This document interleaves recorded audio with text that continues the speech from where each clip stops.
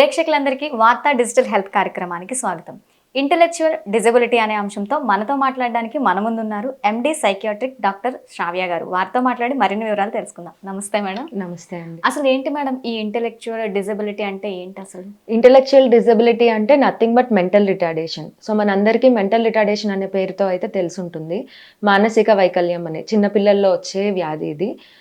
Mostly పుట్టినప్పటి నుంచి ఉంటుంది ఇది. ఎలా అంటే ఉమెన్ ప్రెగ్నెంట్గా ఉన్నప్పుడు ఏమైనా డెఫిషియన్సీస్ ఉంటే స్పైన్ అండ్ బ్రెయిన్ డెవలప్మెంట్లో ప్రాబ్లమ్స్ ఉంటాయి. సో గ్రాడ్యువల్లీ బేబీ పుట్టిన తర్వాత ఆ డెవలప్మెంటల్ డిలే అన్నది గ్రాడ్యువల్లీ ఇంక్రీజ్ అవుతూ ఉంటుంది అనమాట. సో వాళ్ళు పుట్టిన దగ్గర నుంచి అది కంటిన్యూ అవుతూ ఉంటుంది. లేదు అంటే పుట్టే టైంలోని ఒకవేళ డెలివరీలో కాంప్లికేషన్స్ ఏమైనా ఉంటే బేబీ బర్త్ క్రై డిలే అవుతుంది. పుట్టిన వెంటనే పిల్లలు ఏడవాలి. సో ఆ బర్త్ క్రై అన్నది ఫ్యూ సెకండ్స్ కానీ మినిట్స్ కానీ depending on the delay damage అనేది ఎక్కువ ఉంటుంది బ్రెయిన్కి. సో ఆ టైంలోని బ్రెయిన్లో ఏ పార్ట్స్ అయితే డ్యామేజ్ అవుతాయో పిల్లలు పెరుగుతున్న కొద్దీ ఆ పర్టికులర్ బ్రెయిన్ డ్యామేజ్కి తగ్గ ఫంక్షన్ అన్నది డిలే అవుతుంది అనమాట. సో ఫస్ట్ పుట్టినప్పుడే మనం ఈ పిల్లాడికి ఇది ఉండొచ్చు అని చెప్పలేము. సో వాళ్ళు ఎదిగే కొద్దీ గ్రాడ్యువల్గా తెలుస్తూ ఉంటుంది. ఫస్ట్ ఏంటంటే మైల్ స్టోన్స్ అంటాం. సో పిల్లలు నెక్ హోల్డింగ్ అంటాం. ఫస్ట్ మెడ నిలబడాలి, తర్వాత కూర్చోవాలి, కింద క్రాలింగ్, స్టాండింగ్ విత్ సపోర్ట్, ఇవన్నీ గ్రాడ్యువల్గా ఏజ్ రిలేటెడ్ ఉంటాయి. సో ఇంటెలెక్చువల్ డిజబిలిటీలో ఏమవుతుంది అంటే ప్రతిదీ డిలే అవుతూ ఉంటుంది. ఓకే, సో దీనికి ఇంకొకటి కూడా ఉంటుంది డయాగ్నోసిస్, ఏంటంటే గ్లోబల్ డెవలప్మెంటల్ డిలే. సో ఈ రెండిటికి డిఫరెన్షియేషన్ మళ్ళీ ఉంటుంది. 6 years కంటే చిన్నపిల్ల ఒకవేళ అన్ని మైల్ స్టోన్స్ డిలే ఉన్నాయి అంటే అది గ్లోబల్ డెవలప్మెంటల్ డిజార్డర్ అంటాం. ఒకవేళ 6 కంటే ఎక్కువ ఏజ్ ఉంటే వాళ్ళలోని ఇవన్నీ డిలే ఉన్నాయి అంటే అప్పుడు ఇంటెలెక్చువల్ డిజబిలిటీ అంటాం. సో ఇంతకుముందు ఓన్లీ ఐక్యూ రిలేటెడ్ మాత్రమే ఉండేది, intelligent quotient. So IQ levels మనకి ఒక పారామీటర్ ఉంటుంది. సో 20 నుంచి 70 దాకా. So less than 20 is like profound intellectual disability అంటాం. అంటే ఇంకా వాళ్ళు ఏ పని చేయలేరు, మొత్తం పేరెంట్సే కేర్ తీసుకోవాలి, అసలు ఏమీ చేయలేరు. ఓకే, తర్వాత severe, moderate and mild, gradually ఇలా ఉంటుందన్నమాట. సో 70 కంటే ఐక్యూ స్కోర్ 70 కంటే తక్కువ ఉన్నది ఇంటెలెక్చువల్ డిజబిలిటీ కింద తీసుకుంటాం. అండ్ సివియారిటీ అన్నది gradually it changes. And 70 to 90 అన్నది బార్డర్ లైన్ ఐక్యూ అంటాం. సో వాళ్ళు ఎడ్యుకేషన్ రిలేటెడ్ థింగ్స్లోని కొంచెం ప్రాబ్లం ఉంటుంది కానీ మిగతా వాళ్ళ పనులు వాళ్ళు చేసుకోగలుగుతారు. 90 కంటే అబోవ్ ఈజ్ యావరేజ్, లైక్ మన అందరికీ నార్మల్గా అబోవ్ 90 ఉంటుంది. సో ఈ ఇంటెలెక్చువల్ డిజబిలిటీలో ఐక్యూ స్కోర్స్ ప్రాబ్లం ఉంటుంది అండ్ బిహేవియరల్ ఇష్యూస్ కూడా ఉంటుంది. ఎవరితో ఎలా బిహేవ్ చేయాలి, ఎలా మాట్లాడాలి, స్కూల్లోని ఫ్రెండ్స్తో ఎలాగా, టీచర్తో ఎలా ఉండాలి అన్నది తెలియదు. అండ్ అన్నిట్లో వాళ్ళు స్లోగానే ఉంటారు. చదవడం కానీ ఆడుకోవడం కానీ ప్రతిదీ పేరెంట్స్ పుష్ చేస్తూ ఉండాలి, ఇది చెయ్యు ఇది చెయ్యు అని. సో కొంతమంది పిల్లలు చాలా డల్గా కూర్చొని ఉంటారు, they can't study more. So అలా ఉన్నప్పుడు పేరెంట్స్ ఒక టెస్ట్కి వెళ్ళడం మంచిది. ఐక్యూ స్కోర్ టెస్టింగ్ ఉంటుంది. సో ఆ టెస్ట్ చేయించినప్పుడు వాళ్ళకి ఏమైనా ప్రాబ్లం ఉంటే దాని ప్రకారం ట్రీట్మెంట్ కానీ, స్పెషల్ స్కూల్ ఎయిడ్స్ కానీ, లేకపోతే ఇంకేమైనా థెరపీస్ అవసరం ఉన్నాయా, ఇవన్నీ ఆ టెస్ట్ ప్రకారం తెలుస్తుంది మనకి. మేడం ఇప్పుడు మీరు అన్నారు జనరల్ గా వాళ్ళకి ఏ టైంలో జరగాల్సింది, ఇప్పుడు మంత్స్ బేబీ ఉంటే ఈ మంత్ వచ్చేసరికి మెడ నిలబెట్టాలి, అదే ఈ మంత్ వచ్చేసరికి కూర్చోవాలి అని చెప్పేసి చాలా మంది ఏమంటూ ఉంటారంటే మేనమామ పొలుగులు వచ్చాయి, మేనత్త పొలుకులు వచ్చాయి, వీళ్ళ నాన్న ఇలాగే, వీళ్ళ మేనమామ ఇలానే ఒక 3 years వరకు ఇచ్చేయలేదు, మాట్లాడలేదు, ఇవి రాలేదు అని అంటూ చాలా మంది డిలే చేస్తూ ఉంటారు. ఇలానే కొంతమందికి వచ్చిన వాళ్ళు కూడా ఉన్నారు, ఒక 3 years తర్వాత నిజంగానే మాటలు వచ్చి వాళ్ళు యాక్టివ్ అయిన వాళ్ళు కూడా ఉన్నారు.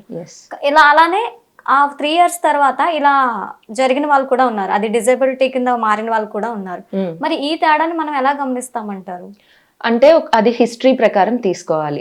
సో ప్రెగ్నెన్సీ టైంలోని మదర్కి ఏమైనా హెల్త్ ఇష్యూస్ ఉన్నాయా అన్న దగ్గర నుంచి స్టార్ట్ చేస్తాం.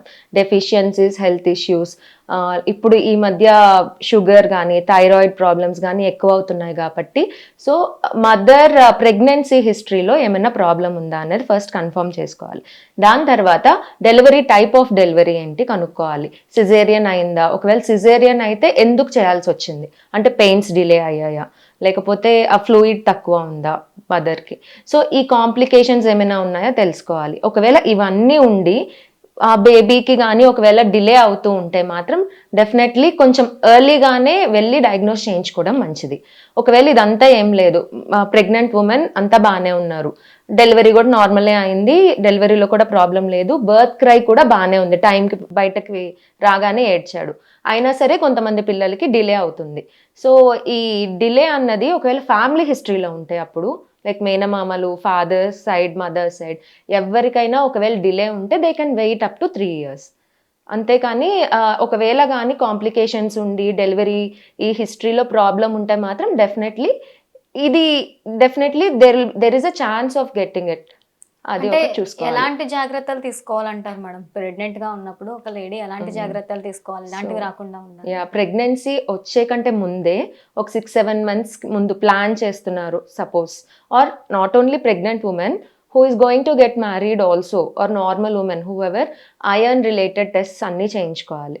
సో బ్లడ్ ఎంత ఉంది, థైరాయిడ్ రిలేటెడ్ కంప్లైంట్స్ ఏమైనా ఉన్నాయా, deficiencies vitamin D, folic acid, vitamin C అన్ని టెస్ట్లు ముందే చేయించుకొని ఇంకా ఏమైనా కంప్లైంట్స్ ఉన్నాయా అన్నది కూడా చూసుకోవాలి. పీరియడ్ ఇర్రెగ్యులారిటీస్ చాలా కామన్ అయిపోయాయి.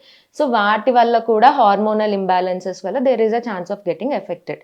సో అవన్నీ టెస్ట్ ముందే చేయించుకొని దానికి తగ్గట్టు డెఫిషియన్సీస్కి ఏమేమి మెడిసిన్స్ వాడాలి, సప్లిమెంట్స్ వాడాలి, అవన్నీ బిఫోర్ ప్రెగ్నెన్సీయే కరెక్ట్ చేసుకొని ప్లాన్ చేసుకోవడం బెటర్. లేదు ప్రెగ్నెన్సీ వచ్చిన తర్వాత ఇన్ ద బిగినింగ్ మంత్స్లోనే ఏమైనా డెఫిషియన్సీస్ ఉంటే రెగ్యులర్గా వాళ్ళు టాబ్లెట్స్ వాడుకోవడం, సప్లిమెంట్స్ తీసుకోవడం అనేది చాలా మంచిది. So over a period of time deficiencies set అవుతూ ఉండగా బేబీకి కూడా డెవలప్మెంట్ బాగుంటుంది. ఇలా ట్రీట్మెంట్ తీసుకోవడం ద్వారా ముందుగానే మనం ప్రికాషన్స్ తీసుకోవడం ద్వారా బేబీకి ఇలాంటివి ఏవి ఎఫెక్ట్ అవ్వకుండా మనం చూసుకోవచ్చు అంటే. కొంతమంది కేవలం ఈ కారణాల వల్లే కాకుండా డిఎన్ఏలో ఫాల్ట్ వల్ల కూడా అబ్నార్మల్ కిడ్స్ ఉంటారు అంటారు, మరి అదేంటి మేడం? సో అది ఈ రోజుల్లోని అయితే చాలా జెనెటిక్ చేంజెస్ జరుగుతున్నాయి. సో అది మళ్ళీ ఫాదర్ మదర్ ఇద్దరి మీద డిపెండ్ అయి ఉంటుంది. సో స్పర్మ్ క్వాలిటీ అన్నది చాలా ఇంపార్టెంట్. ఫాదర్ మోస్ట్లీ మన mobiles, radiation, type of food, alcohol, smoking ఇవన్నీ కూడా రీజన్సే. సో స్పర్మ్ క్వాలిటీ అన్నది వాటన్నిటి మీద డిపెండ్ అవుతుంది. So not only mother, father is also partly responsible for how the baby is going to be. So ఈ alcohol, smoking ఇవన్నీ ఉండడం వల్ల స్పర్మ్ కౌంట్ అన్నది వేరీ అయిపోతుంది. కొంతమందికి తగ్గచ్చు, కొంతమందికి జెనెటిక్ చేంజెస్ రావచ్చు.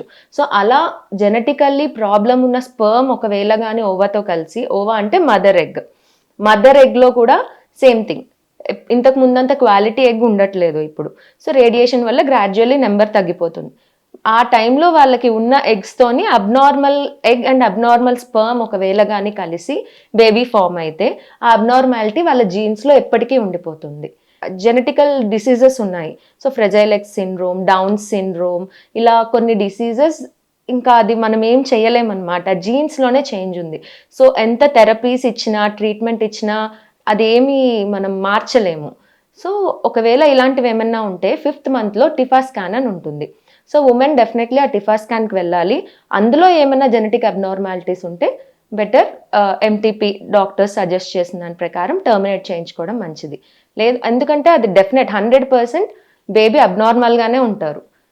సో మళ్ళీ ఆ బేబీని బయటకు తీసుకొచ్చి ఇబ్బంది పడడం ఎందుకు అనుకునే వాళ్ళు ఎంటీపీ 5th monthలోనే చేయించుకోవడం మంచిది. చాలా మంది మేనరికాల వల్ల, అంటే అమ్మ తరపున, నాన్న తరపున అలా రిలేషన్స్ వచ్చి అలా మేనరికాల వల్ల కూడా జీన్స్ సేమ్ అయిపోవడం వల్ల కూడా ఇలాంటి కండిషన్స్ చూడొచ్చు అంటారు. అవును, తప్పకుండా. సో మేనరికాల వల్ల చాలా ఎఫెక్ట్ అవుతుంది ఈ మధ్యలో. సో ఫ్రెజైల్ ఎక్స్ సిండ్రోమ్ అన్నది రెసెసివ్ డిజార్డర్ అంటాం.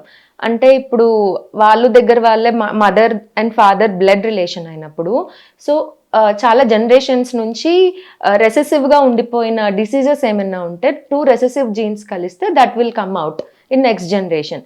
సో డెఫినెట్లీ 2-3 generations కంటిన్యూస్గా ఇంట్లోనే పెళ్లి చేసుకుంటున్నారు ఆర్ బ్లడ్ రిలేషన్స్లోనే చేసుకుంటున్నారు అంటే డెఫినెట్లీ 80% ఛాన్సెస్ ఉంటాయి.